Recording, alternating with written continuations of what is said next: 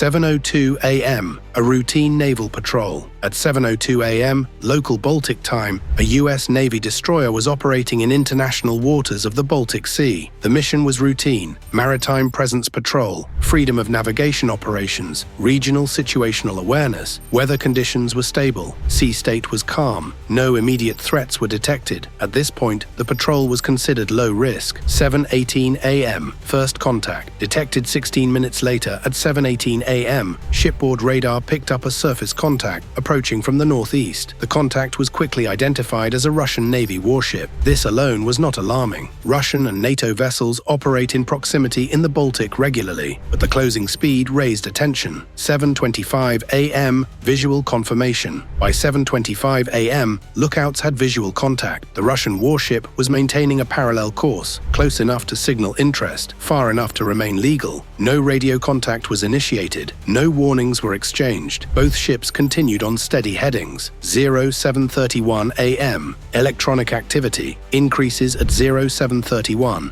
a.m. Electronic warfare sensors aboard the U.S. destroyer detected a change in emissions from the Russian ship, not navigation radar. Something more focused. The signal pattern shifted. Unverified. Sensor analysis. According to unverified OSINT interpretations, the detected emissions were consistent with fire control radar activation, not standard surface search radar. This assessment has not been officially confirmed. 7:33 a.m. Tension rises on the bridge. 2 minutes later, alerts were quietly passed to the Bridge and Combat Information Center. Fire control radar is different. It is not used to observe. It is used to aim weapons. No missiles were armed. No guns were trained, visibly. But electronically, the posture had changed. 0736 a.m. Fire control radar confirmed. At 0736 a.m., the signal strengthened. Multiple sensors corroborated the reading. The Russian warship had locked fire control radar onto the U.S. destroyer. This is critical. Fire control radar provides target range speed firing solutions. It is the final step before a potential attack. 7:38 a.m. The U.S. destroyer shifted posture immediately. Not publicly, not aggressively, but internally. Weapons crews stood by defensive systems, activated data links, updated in real time. Every action followed strict rules of engagement. 7:41 a.m. Command centers notified. At 7:41 a.m., the incident moved beyond the ship. Regional command elements were notified. Sensor data streamed live. Timestamps logged. Threat levels reassessed. This was no longer a local naval interaction. Unverified. Command response. Unverified reports suggest NATO Maritime Command was alerted within minutes of the radar lock. No official confirmation has been issued. 7:45 a.m. The radar lock holds the most dangerous phase came next. The Russian warship did not disengage. The fire control radar remained active. Seconds passed, then minutes. This is extremely rare. Most confrontations involve brief signaling, not sustained targeting. 7:49 a.m. No radio communication. Despite the escalation, neither ship initiated radio contact. No warnings, no explanations, no de-escalation calls. The silence made the situation more dangerous. 7:52 a.m. U.S. destroyer holds course. At 7:52 a.m., the U.S. destroyer made a deliberate decision. It did not change course. Breaking away could be interpreted as weakness. Turning toward could escalate, so the ship held steady. Calm on the surface, maximum focus below deck. 7:56 a.m. Peak risk moment. By 7:56 a.m., analysts would later identify this as the highest risk moment of the encounter.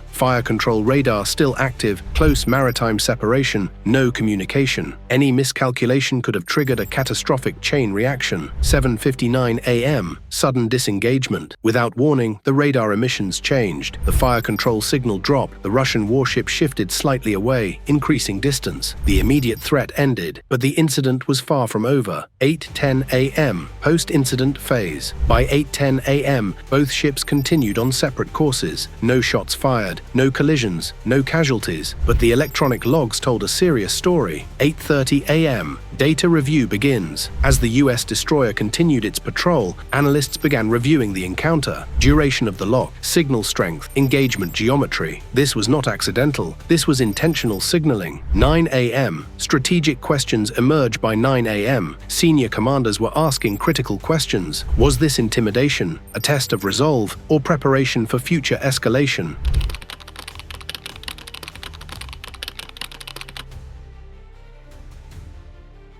9:20 a.m. The incident goes strategic. By 9:20 a.m., the encounter had moved far beyond the two ships involved. Electronic logs were transmitted to higher command. Signal characteristics were compared against known fire control profiles. Engagement geometry was reconstructed second by second. This was no longer about what might have happened. It was about what almost did. Unverified signal classification. Unverified OSINT assessments indicate the radar emissions matched weapon guidance frequencies rather than navigation or tracking modes. No official confirmation has been released. If accurate, this meant the Russian ship crossed from signaling into pre-engagement behavior. 10:05 a.m. NATO Maritime Command alerted. At 10:05 a.m., NATO Maritime Command elements were briefed, not as an emergency, not as a crisis declaration, but as a significant escalation event. Baltic patrol patterns were reviewed, response options modeled, rules of engagement examined. 11:10 a.m. U.S. naval posture. Adjusts by late morning. Subtle changes appeared at sea. The U.S. destroyer did not withdraw. Instead, defensive readiness increased. Sensor coverage widened, data sharing intensified. The ship remained calm, but fully alert. 12 p.m. Midday silence. At 12 p.m., the Baltic Sea returned to surface calm. No aggressive maneuvers, no radio challenges, no visible escalation. But silence does not equal resolution. It often signals waiting. 12:45 p.m. AIR assets quietly enter the picture. Shortly before 1 p.m., maritime patrol aircraft activity increased. Not overhead, not confrontational, but positioned to observe. Every surface movement was tracked, every emission logged. Unverified air support. Unverified reports suggest NATO maritime surveillance aircraft increased coverage following the radar incident. No official deployment details have been released. 1:30 p.m. Russian naval activity shifts. By early afternoon, analysts noticed a change. Russian naval movements became more conservative, greater spacing, reduced electronic emissions, shorter interaction windows. This was not retreat, it was recalculation. 2:20 p.m. Rules of engagement. Reviewed at 2:20 p.m., commanders began internal reviews. Fire control radar activation occupies a dangerous gray area. Not an attack, not harmless, highly escalatory tolerance thresholds were reassessed. This would matter later. 3:15 p.m. Regional allies briefed. As the afternoon progressed, allied partners were informed, not with alarmist language, not with accusations, but with facts, timelines, signal data, context. The goal was alignment, not escalation. 4:10 p.m. The Baltic balance shifts. By 4:10 p.m., the operational environment had changed. Nothing dramatic, nothing visible to civilians. But among naval planners, the Baltic Sea was now considered more volatile than it had been that morning. One radar lock had done that. 05:30 p.m. Evening patrols begin. As evening approached, patrol cycles adjusted. Crew rotations tightened. Watch levels increased. Response times shortened. This was precaution, and precaution signals seriousness. 6:45 p.m. Night operations phase. After sunset, the risk profile increased. Darkness compresses decision-making. Sensors dominate interpretation. Misjudgments multiply. Every ship and aircraft knew this. 7:30 p.m. No follow-up aggression. Despite heightened readiness, no second incident occurred. No renewed radar lock. No close approach maneuver. No aggressive signaling. This absence mattered. 8:40 p.m. Strategic review begins. Late evening brought the final assessment. What mattered most was not intent, but precedent. Fire control radar activation is a line,